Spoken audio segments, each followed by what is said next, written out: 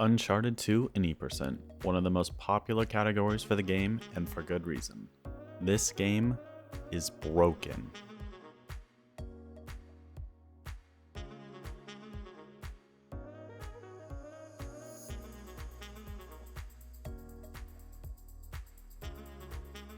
The any% category for this game is known for its crazy skips as you just saw, but the category is generally on its two easiest difficulties. I'm Crazy Kylo and I decided to do an any% run on the hardest difficulty, Brutal. Now before we get into the run, there's a few noticeable differences you should know about the Brutal difficulty. For starters, you have way less health, and because of this, you actually die in just 2 bullets. Also, some enemies drop special weapons or grenades if they are taken out with a stealth kill. That doesn't happen in Brutal. And lastly, you get significantly less ammo when you pick up the ammo on the ground. Believe me, I wish I had known a few of these things before I had started. And in case you're wondering, Brutal isn't actually available to select unless you've beaten the game. That's right, the devs made it so you can't torture yourself playing this game on this hardest difficulty by accident. So with that, here's the run. Here we go. So starting off, if you're unfamiliar with the game, we awake in the back of a train dangling over a cliff. Nothing too crazy happens in the beginning of this chapter, other than a weird ledge boost that lets you climb over the final train car and skip the cutscene. And then just after the game gives you a gun, you encounter the very first enemy of the game, and I quickly found out exactly what I was signing myself up for. Does this guy have a chance to kill me since I'm in Brutal? Kinda curious. Oh yes he does, wow. Oh no. And then a little bit later in the chapter, by standing in this certain area, you can actually pull yourself up, and you can avoid having to watch the last cutscene of the chapter. With this, we go back in time, and we're with Flynn trying to make our way out of the sewers and into a museum. The beginning is pretty slow, but after doing a quick little clip through a door, a jump in midair to avoid a tutorial, we get to one of the bigger skips in the chapter, Gate Skip. This trick is a little tough since it starts with a near frame perfect jump to make the ledge, but once I get it after a few tries,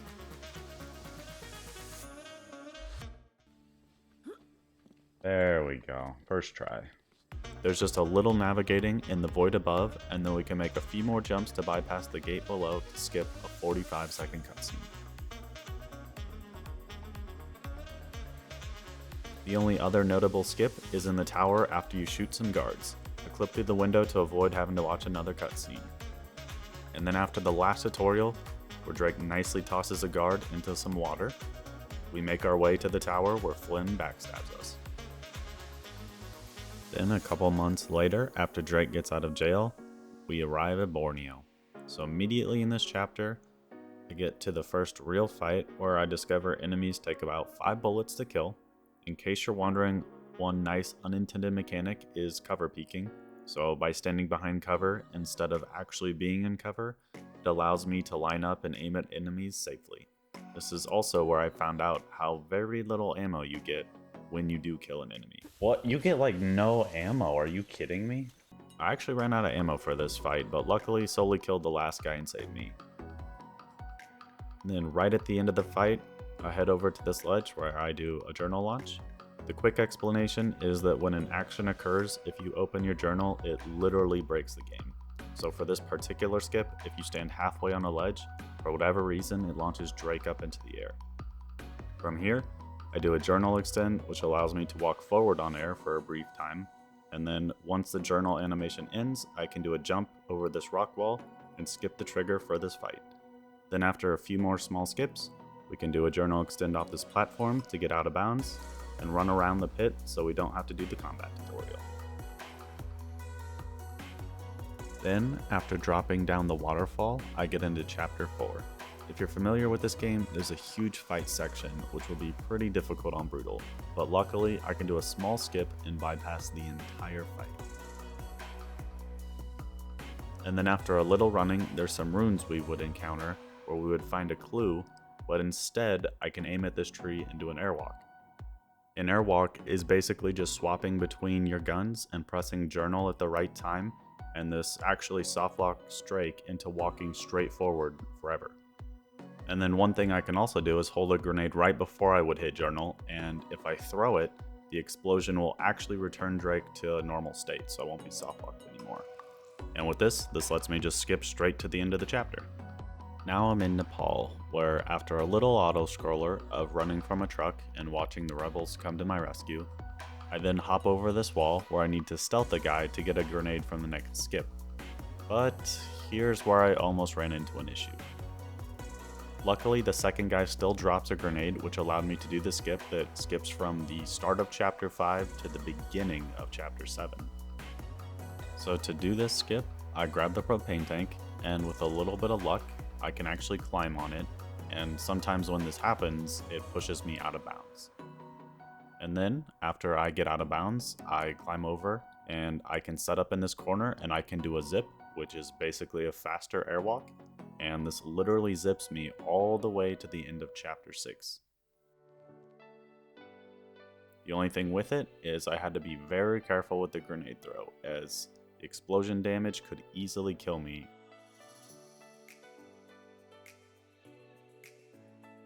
Now in the game, I've met up with one of the most important characters, Jeff, and I guess also Elena.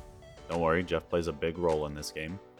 The first fight wasn't too tough, being able to corner peek one enemy at a time, and then we get to a river where I can do a quick zip to pretty much walk across water, and that leads to the alleyway fight, which surprisingly, sitting behind this corner and cover peeking proved quite effective.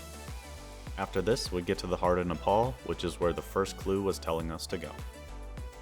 Chapter 8 isn't anything too crazy. There's a couple of airwalks you can do here, but I had forgotten about how much damage you take from grenades, so I ended up having to pretty much just do this puzzle normally. And then right at the end, as I'm approaching the light puzzle, there's one quick zip to bypass the trap area. For Chapter 9, I skipped the first blade climbing by doing an airwalk and journal launch combo. This actually gets me above the first statue out of bounds, and then I can drop down onto it. And then once the second blade drops, I do a similar thing on the other side to hit a trigger for the last blade. Once all that is done, I just do a quick cover clip to go out of bounds on the room below and hit the prompt for the cutscene. Cover clips, if you're wondering, I'm not sure why they work, but if you have a small gun and get off the wall at the right time while aiming, moves you backwards and literally clips you through. Now that I'm to Chapter 10, this is just a huge running gun section. This is where the combat starts getting tougher since I had to stealth a couple guys in the beginning and then make a run all the way back outside. Most of this isn't too bad since there's a ton of corners which lets me cover peek and get free kills, but there was a close call with the riot shield and then some unfortunate luck as I get out of the tunnel. I move forward to the courtyard where I pretty much shoot a bunch of enemies while hiding behind a small pillar. I did get pretty unlucky because one of the enemies tossed a perfect grenade at my feet, but karma came through pretty quickly because I was able to run across to the other pillar and somehow I didn't die. Once these guys were taken care of, we discovered that Jeff has been shot, and being the good guy that Drake is, we decided to carry him through the entire next chapter to help save him. The Jeff chapter isn't as bad as you'd think. Once you're able to kill the enemies at the very beginning, everyone else can be killed while standing behind cover. And then for some reason, when you get to the machine gun, you can freely stand behind this bulletproof one-way glass. Yeah, bulletproof for the enemies shooting at me, but Drake and his magic I guess can just shoot through it with no problems. And then as we climb the stairs, the main character Jeff finally gets his wound treated. Did you carry him all the way from the temple? Shame. We then do a quick auto-scroller just running away from all the enemies, where luckily this is one of the sections, since you don't have a gun, that you have a little bit more health and can't really die. At this point, we have somehow escaped, but we need to get a gun, so I have to stealth all of these enemies. However, normally each of these enemies drops a grenade, which would let me do an airwalk to bypass this garbage hanging fight that's coming up in this chapter. But this is brutal, and of course, none of them drop a grenade. So I decided I would just tough it out and do the fight. And let me tell you, that was such a mistake. So the fight started off okay. There's a couple of explosives I can shoot, and it can help make the first wave easier. But right as I was getting through to the final wave, my luck came to an end. I honestly didn't think it would be too bad since I had almost gotten it first try, but the respawn is actually way tougher because the enemies spawn immediately and it doesn't allow me to set up the propane tanks because of this. And I learned very quickly just how tough this was going to be.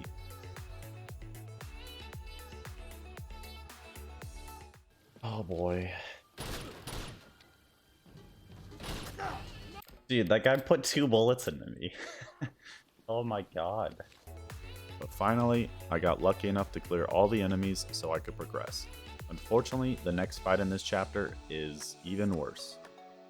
I make my way into the boxcar where I pull a lever and it crashes down into the main operations of the enemy camp, and I have to literally fight my way out. This fight pretty much can be done by waiting, but instead of being patient, I wanted to try to clear it by killing specific enemies that spawn to make each wave go a little bit faster. I definitely struggled here. But I did get to a point where using the sniper was the best option since it was a one-shot kill. The only downside is I needed to quickly peek up and kill enemies and pray that I don't get lasered. Once I finally was able to clear all the waves, the heavy guys came in and all I do was just sit back and wait for Elena to come in and save me. Now I'm on to the train chapters. These are notoriously difficult because there are all these enemies and very little cover, and there's also a helicopter and some boss fights. But there's actually this nice little skip where you basically shimmy back and forth on an edge and it very slowly moves you forward. And once you get completely off the ground, it just sticks you in place in midair and you're just sitting above the track. And this is actually convenient because if you wait for about 4.5 minutes, the train will make one full lap around the map and I will just skip straight to the very end of the train. The only thing I needed to do was fight the very last boss at the end of chapter 14, and then I was able to finally return back to chapter 1. Here's where the flashback occurs, and just like chapter 1, nothing really happens for the first half. I climb a train, and then after Drake wakes up, I'm in one last fight. I somewhat stealth the first wave, and then take the high ground on the second wave to make sure things are a lot easier for myself. Once these guys are dead, there's conveniently a grenade launcher next to me where if you're fast enough, you can explode the back train and kill all of the enemies. That didn't happen for me though. I did get a checkpoint, which after a couple of quick deaths, I worked my way back to the grenade launcher and slowly took out the enemies. The last wave is 3 brutes, which once they spawn in, I can quickly restart the checkpoint, which gives me more grenade launcher ammo so I can easily, from a distance, take care of them all. Then I continue my way until I pass out in the snow and wake up in a village where Tenzin leads us to Schaefer, who tells us to follow his last exploration in the mountains, which takes us right into chapter 17. So, I had decided at the beginning of the run to not do the skip in this chapter, as it's very inconsistent and I didn't want to get stuck here for too long. So I just did the chapter normally.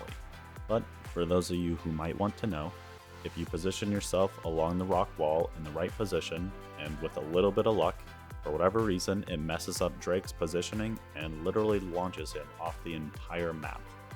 But what's nice about this, with a good launch and good pause timing, you can stop Drake at the right location in space that is right at the end of chapter 17. I'll also show the normal path since I did take this in the run. There's really no skips though, you just follow Tenzin around and eventually you will end up in this big open room, which is where I would have ended up had I done the skip.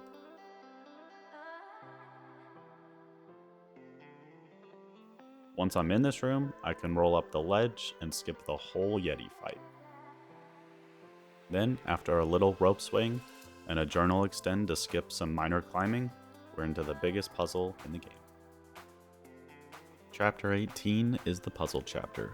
You might be familiar with it as it's pretty much just one huge parkour puzzle. But if you head off to the right over here with a ledge jump, you can actually get on Tenzin's side, which lets you do some very interesting things. If you stand perfectly in this corner, you can do a zip, which lets me get just far enough to jump onto an invisible platform. From here, I can roll onto another invisible platform, and while positioned correctly, I can do one last journal extend, and this gets me just low enough so when I jump, I land on these stairs, which literally bypasses the entire puzzle. So that's pretty nice. And once I get this checkpoint, there's an additional skip where I can journal extend across these platforms, before they fall into the water and get back over to Tenzin's side.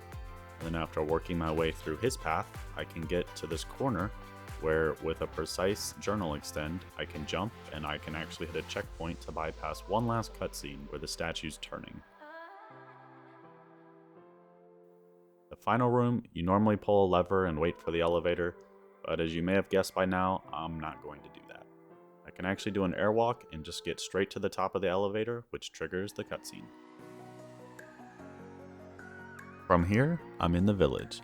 This is where things start to slow down because I need to actually fight my way through to progress through the chapter. To start, I kill a few enemies and push to this wall. From here, I really only need to kill the heavy enemy because once I do, I get a checkpoint which will despawn a few other remaining enemies. From this checkpoint, I kill a few more enemies, and then after saving this villager, I get into cover. This fight with the machine gun, if you aren't familiar, is terrible. There's a lot of enemies everywhere, there's very little cover, and on top of that, I really don't have a lot of ammo to deal with this. So the strat here is to throw a grenade at the pillar so the guy dies, or basically can't shoot at me while I'm running towards him to get into cover, and I have to literally pray that everyone else doesn't shoot me until I can get there. Unfortunately, the guy to my right has a chance to see me, and that does happen way too many times to count. Finally though, I got an attempt where I got under the machine gun and was able to sit in a corner and wait for my health for the last dash to the next checkpoint. But unfortunately, the moment I got up, I got shot in the back by an enemy, and I was back to the beginning again. Luckily, on the very next attempt, I got right back to this corner, and this time, I was able to make it to the checkpoint. But it's still an uphill fight. The RPG guy has to be the first priority since he can stagger me or even kill me. Going for him leaves me pretty open to the guys on the right, so I have to focus on them next. After somehow managing to kill all of these normal guys, I just have to deal with the brute. And unfortunately, I didn't have any ammo, which meant I had to get lucky. You can't kill him if he has a helmet on, so I needed Tenzin to shoot it off so I could potentially melee him. But since I was out of ammo, I tried to fight him and then go make a break for some ammo, and he ended up shooting me in the back. The next attempt went a little bit better. I still ran out of ammo, but I had his hat off and I just had to wait for him. Then, as we get to the next door, instead of following Tenzin, I clip out of bounds, and with a precise jump and turning the camera last second, I can load the rest of the level, but without the enemies. I make my way to the last door where normally Tenzin would open it, but since he's not there, I can do a cover clip through the door and continue on my way. The next chapter is pretty unfortunate. I, for some reason, had picked up the shotgun from the brute instead of an AK or an M4, and that meant I basically had to use the pistol to kill the next two enemies. 2 enemies. Shouldn't be a problem, right? Man, do I wish. They are basically running behind cover immediately, and I spawn in the wide open. So trying to hit 10 shots on 2 enemies in a couple seconds resulted in a few deaths. I eventually figured out how to kill them, and just as I thought I was past this little fight, when the tank shot open the wall, I encountered something new. What? Are you kidding? This isn't even fair! Oh, come on! Oh my god! Of course I get stuck in the floor. So, I got to do it all over again. Once I got through, I pretty much corner peeked one enemy at a time until I got to the tank chase with Tenzin.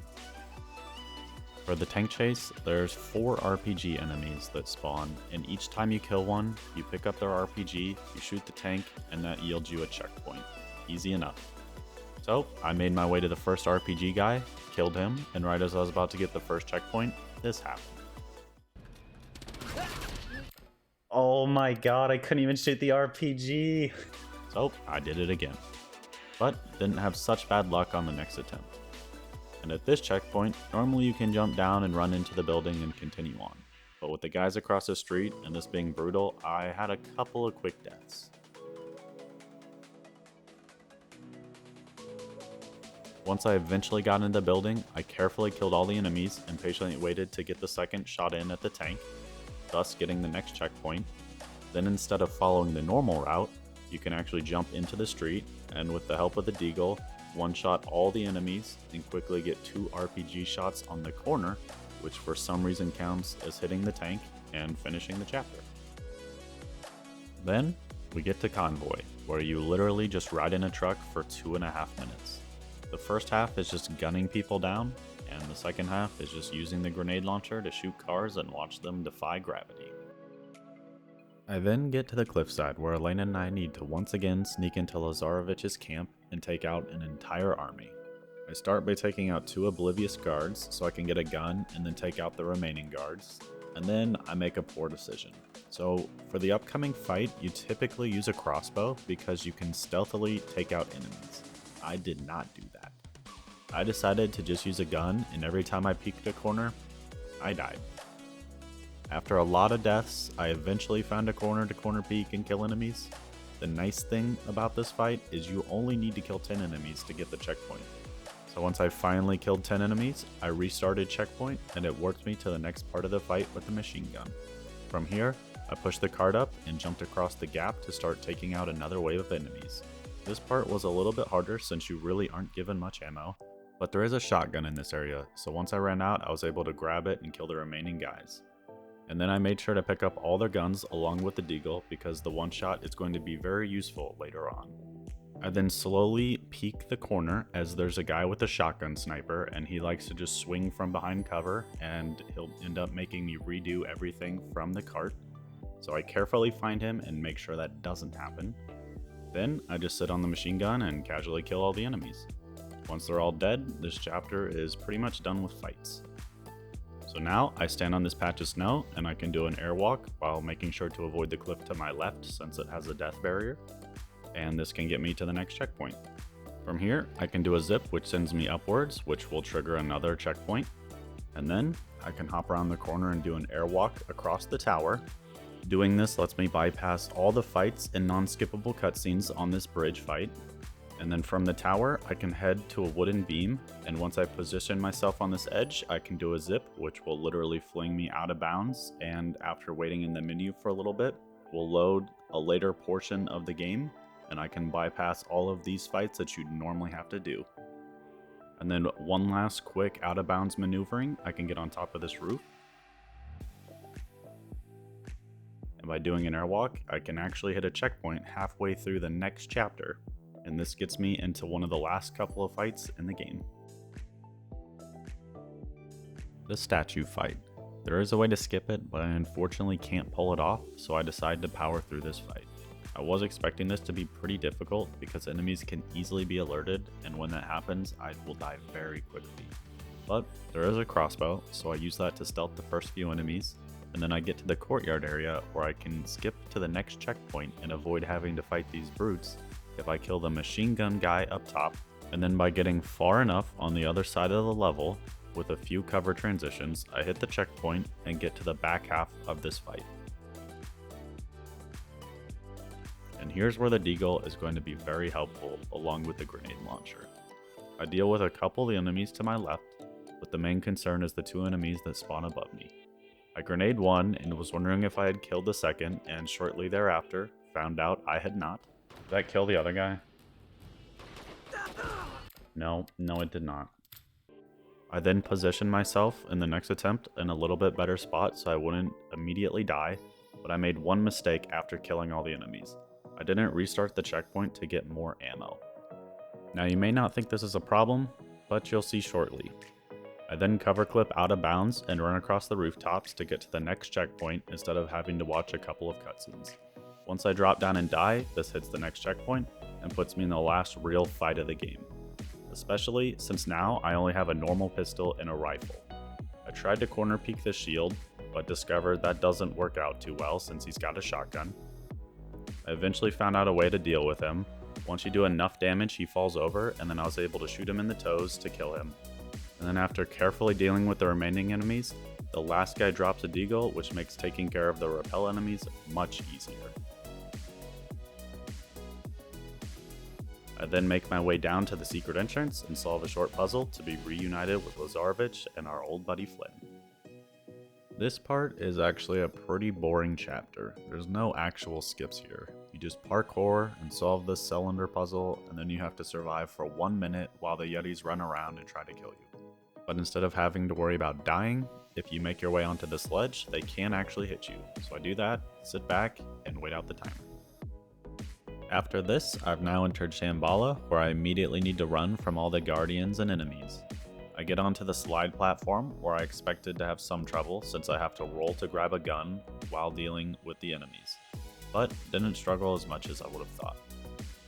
Then, at the end, I make my way to the guardian fight, where the best way to kill them is with a grenade and their own crossbows. So, I use some grenades to kill the first guardian, and then with a little bit of bad aim on the second, I kinda got punished. But the next attempt went a little bit more according to plan. From here, I just make my way through, and once I get to the last vine section, I can just take cover and literally aim and clip through. Then, instead of doing the next 3 or 4 fights, which are insanely tough, there's an airwalk from this position, and if I aim at the bridge, I can come back in bounds right at the end of the chapter. The only problem is I need to use a grenade to knock myself out of the airwalk, and it took a little bit to figure out that distance. But once I got that successfully, the only thing left was the Lazarevich fight. Believe it or not though, the Lazarevich fight isn't too bad. I put about half a clip into him and then shoot the explosive vines, which will trigger the next phase of the fight.